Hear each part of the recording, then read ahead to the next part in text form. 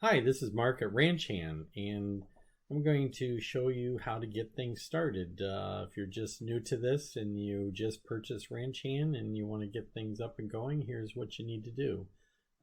First, we're going to install it, and you should have gotten an email that gives you a link to download things. This is somewhere in the middle of your invoice that shows your payment and everything. You'll see a note about downloading RanchHand.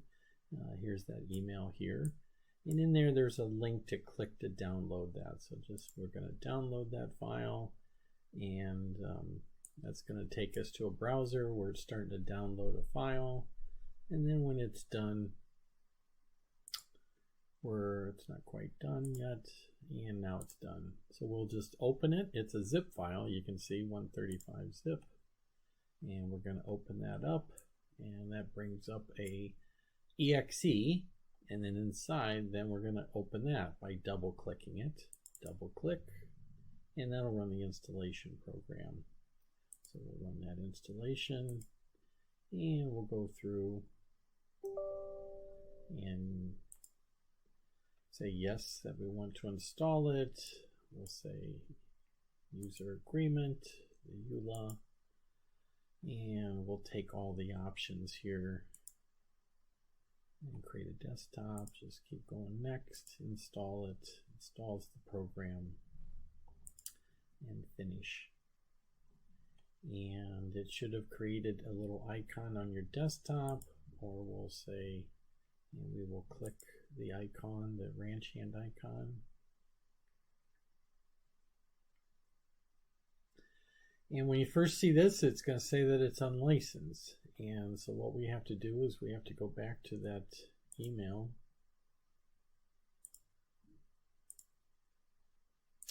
And I'll put this over on the side. And we're going to say activate the license here. So we're going to click that first one. We're going to activate it. And we'll just start a new activation.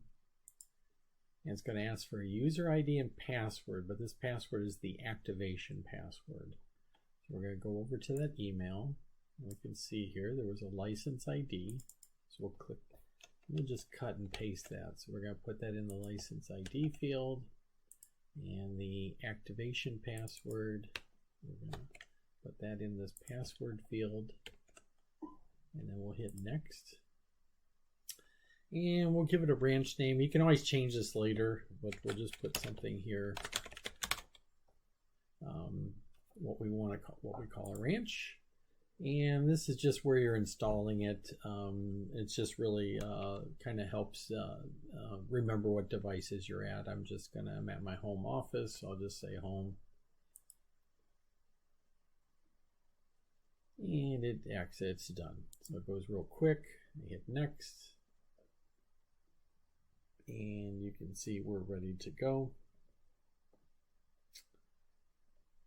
And the first thing we're going to do is we are going to create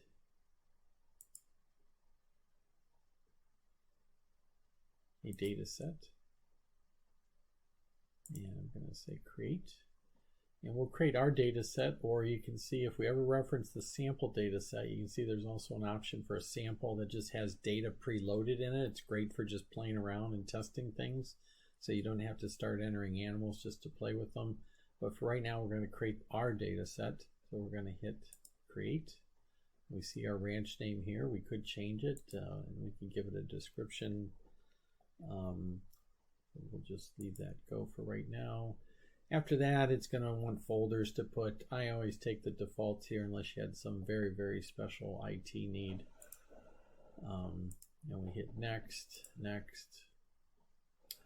Here's some preloads of breed information and things that you can always, again, change these later on. So I load those up. We hit next, and we're ready to go here. And it just says maybe the software wants to update some of the things in the data set. We'll go ahead and make sure we have the latest and greatest. So we'll run that update.